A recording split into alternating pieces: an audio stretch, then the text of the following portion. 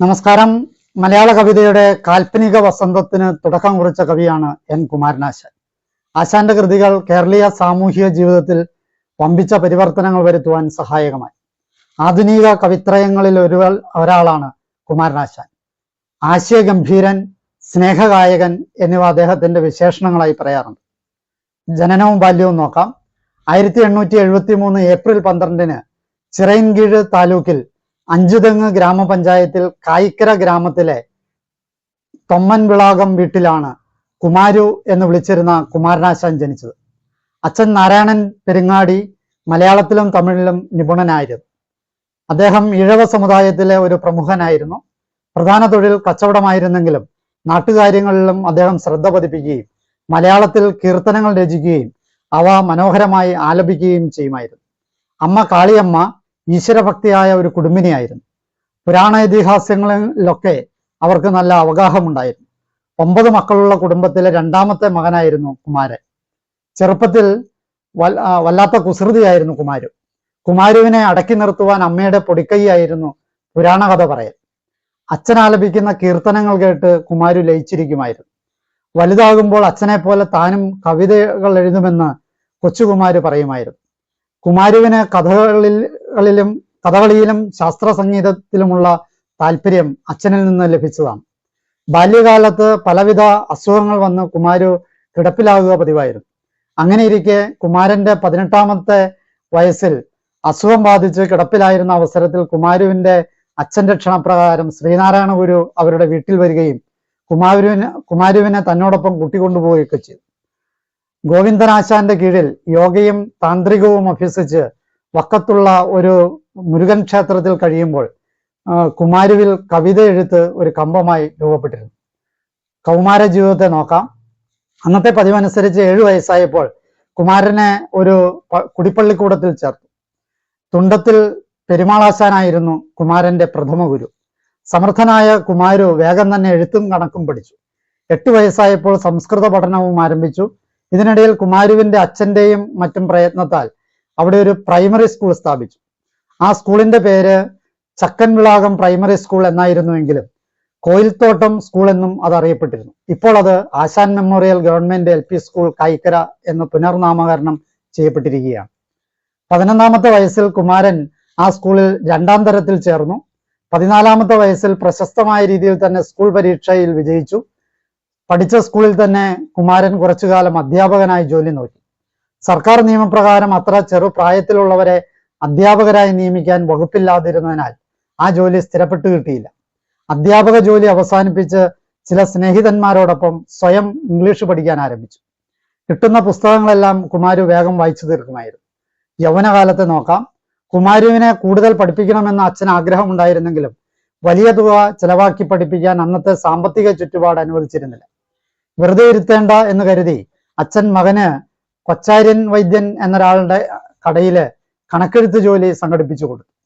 കണക്കെഴുത്ത് ജോലിയിൽ ഏർപ്പെട്ടിരുന്ന കാലത്ത് തന്നെ കുമാരു കവിത എഴുതാൻ തുടങ്ങിയിരുന്നു. പരവൂരിലെ കേശവനാശാൻ പ്രസിദ്ധീകരിച്ചിരുന്ന സുജനാനന്ദിനി എന്ന മാസികയിൽ കുമാരന്റെ രചനകൾ കുമാരു, എൻ കുമാരൻ, കായിക്കര എൻ കുമാരൻ എന്നീ പേരുകളിലൊക്കെ പ്രസിദ്ധീകരിക്കപ്പെട്ടു തുടങ്ങി. തന്റെ കണക്കെഴുത്തുകാരന്റെ ജ്ഞാനതൃഷ്ണ മനസ്സിലാക്കിയിരുന്ന കൊച്ചാര്യൻ വൈദ്യൻ അവനെ കൂടുതൽ പഠിപ്പിക്കണമെന്ന് കുമാരുവിന്റെ അച്ഛനോട് നിർബന്ധമായി പറഞ്ഞു. കണക്കെഴുത്ത് ജോലി ഉപേക്ഷിച്ച് കുമാരു വീട്ടിൽ നിന്ന് മാറി വല്യച്ഛന്റെ വീട്ടിൽ പോയി താമസിച്ചു. മണമ്പൂർ ഗോവിന്ദനാശൻ എന്ന പ്രമുഖ പണ്ഡിതന്റെ വിജ്ഞാന സന്തായിനി എന്ന പാഠശാലയിൽ കുമാരുവിനെ ചേർത്തു. പാട്ടുകളും ശ്ലോകങ്ങളും എഴുതുന്ന കാര്യത്തിൽ അന്ന് കുമാരുവിനെ വെല്ലാൻ അവിടെ ആരുമില്ലായിരുന്നു. അവിടെ പഠിച്ചിരുന്ന കാലത്ത് രചിച്ച കൃതികളാണ് വള്ളി വിവാഹം, അമ്മാനപ്പാട്ട്, ഉഷാകല്യാണം എന്നിവ. സുബ്രഹ്മണ്യ ശതകം സ്തോത്രം എന്നൊരു കൃതിയും ഇക്കാലത്ത് കുമാരു രചിച്ചു. കുമാരുവിന്റെ അച്ചടിക്കപ്പെട്ട ആദ്യത്തെ കൃതി അതാണെന്ന് പറയപ്പെടുന്നു. അതിൽ കൊടുങ്ങല്ലൂർ കുഞ്ഞിക്കുട്ടൻ തമ്പുരാന്റെ ഒരു പ്രശംസാപത്രവും ചേർത്തിരുന്നു.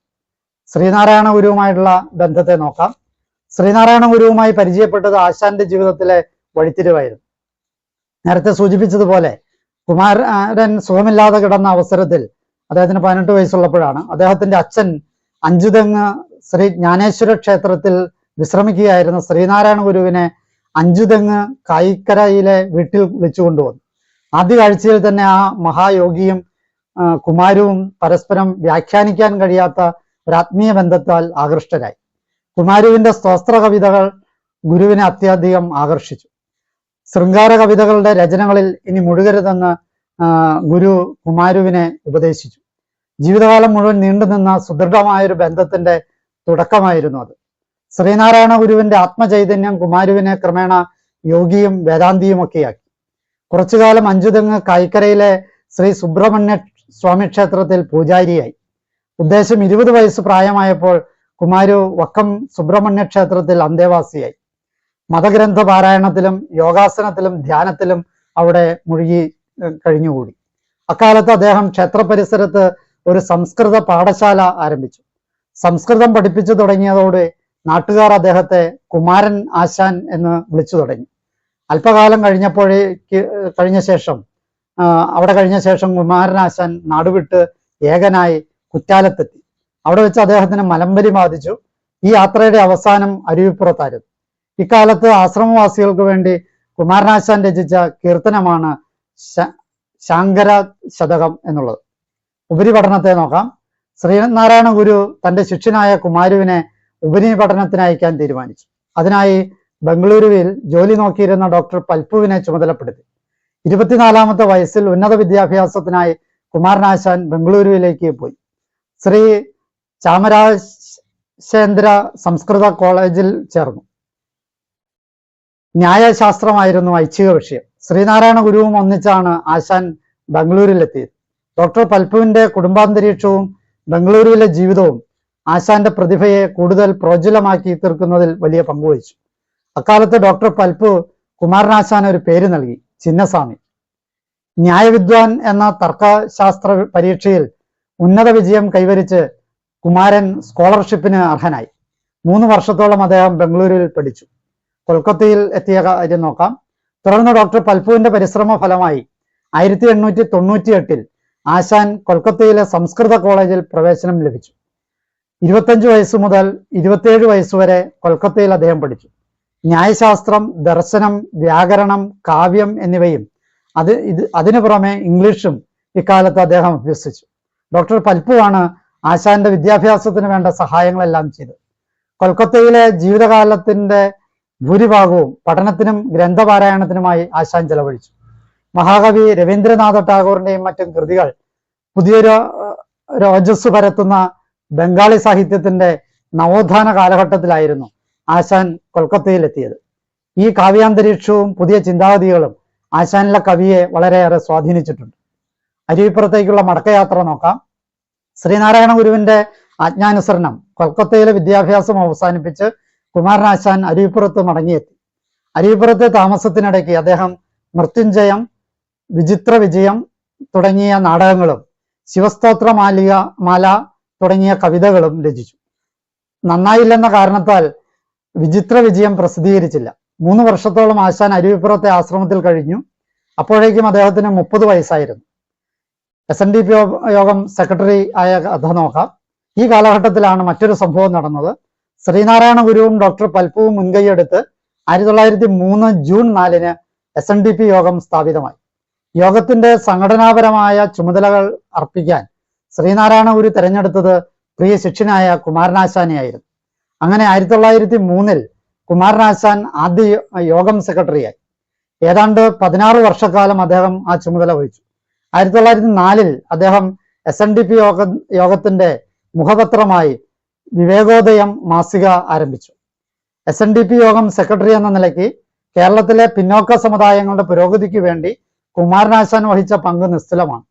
അദ്ദേഹം സ്വപ്നജീവിയായ ഒരു കവി ആയിരുന്നില്ല, മറിച്ച് സാമൂഹിക യാഥാർത്ഥ്യങ്ങളുമായി നിരന്തരം ഇടപഴകിക്കൊണ്ടും അവയെ മാറ്റി തീർക്കാനുള്ള പരിശ്രമങ്ങളിൽ ഏർപ്പെട്ടുകൊണ്ടുമാണ് അദ്ദേഹം ജീവിച്ചത്. ആശാന്റെ കവിതകൾക്ക് അസാധാരണമായ ശക്തിവിശേഷം പ്രദാനം ചെയ്തത് ഈ സാമൂഹിക ബോധമാണ്. നിയമസഭാംഗമായ കാര്യം നോക്കാം. 1909 അദ്ദേഹത്തിന്റെ കൂടെ ശ്രമഫലമായി ഈഴവർക്ക് തിരുവിതാംകൂർ നിയമനിർമ്മാണ സഭയിൽ പ്രാതിനിധ്യം ലഭിച്ചു. അദ്ദേഹം നിയമസഭാംഗമായി പ്രവർത്തിച്ചു. നിയമസഭയിലെ അദ്ദേഹത്തിന്റെ പ്രസംഗങ്ങൾ പുസ്തക രൂപത്തിൽ പ്രസിദ്ധീകരിച്ചിട്ടുണ്ട്. ആശാന്റെ രചനകളെ നോക്കാം.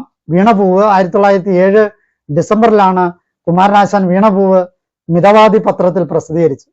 മലയാള കാവ്യാന്തരീക്ഷത്തിൽ തികച്ചും നൂതനമായൊരു അനുഭവമായിരുന്നു വീണപൂവ് എന്ന ഖണ്ഡകാവ്യം.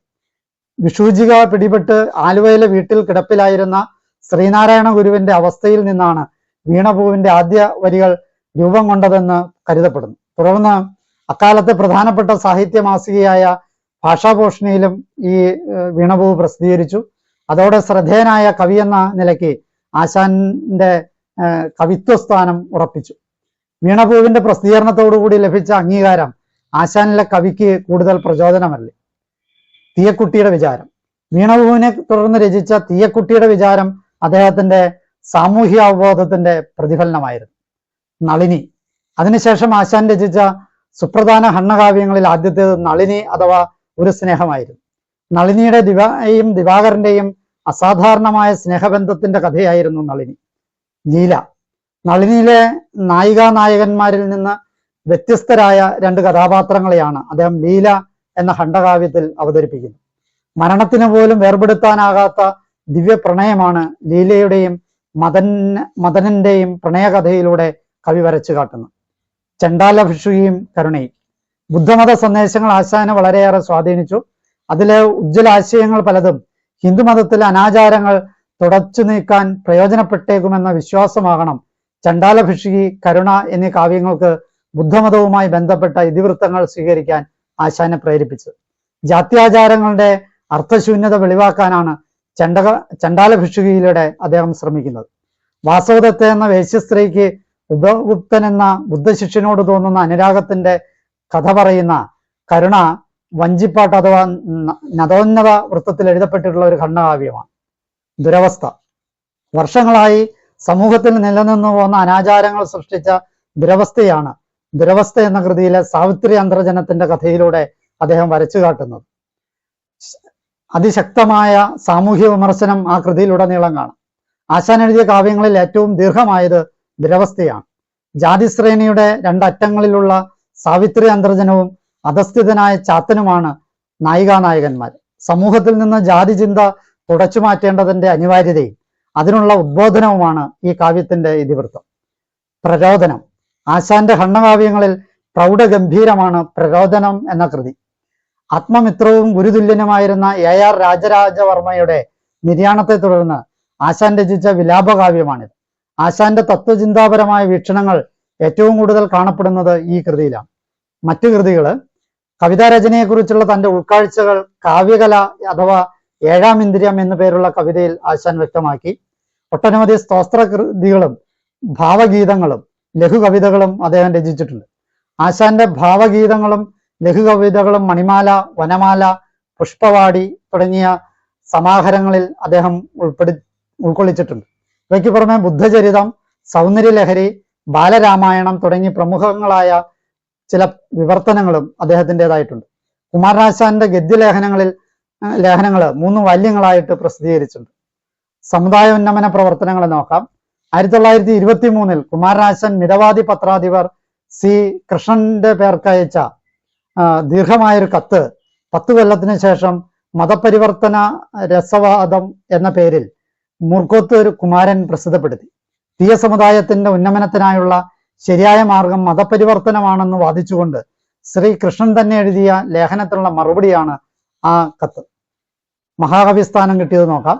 1922 മദ്രാസ് സർവകലാശാലയിൽ വെച്ച് അന്നത്തെ വെയിൽസ് രാജകുമാരൻ ആശാന് മഹാകവി സ്ഥാനവും പട്ടും വളയും സമ്മാനിച്ചു. അങ്ങനെ അദ്ദേഹം മഹാകവി എന്നറിയപ്പെടാൻ തുടങ്ങി. അദ്ദേഹത്തിന്റെ വിവാഹ ജീവിതം നോക്കാം. 44-ാം വയസ്സിലായിരുന്നു കുമാരനാശാന്റെ വിവാഹം. ഭാര്യയുടെ പേര് ഭാനുമതി അമ്മ എന്നായിരുന്നു. അവർ 1976 അന്തരിച്ചു. കുമാരനാശാന്റെ വ്യവസായ കാര്യങ്ങളെ നോക്കാം. 1921 4 പങ്കാളികളോടുകൂടി ആലുവയ്ക്കടുത്ത് പെരിയാറിന്റെ കൈവഴിയോരത്ത് ചെങ്ങമനാട് എന്ന സ്ഥലത്ത് യൂണിയൻ ടൈൽസ് വർക്ക്സ് എന്ന കമ്പനി തുടങ്ങി. 2003 ഈ സ്ഥാപനം അടച്ചുപൂട്ടി. അസംസ്കൃത വസ്തുവായ കളിമണ്ണിന്റെ ലഭ്യതക്കുറവാണ് കമ്പനി അടച്ചുപൂട്ടാൻ പല കാരണങ്ങളിലൊന്ന്.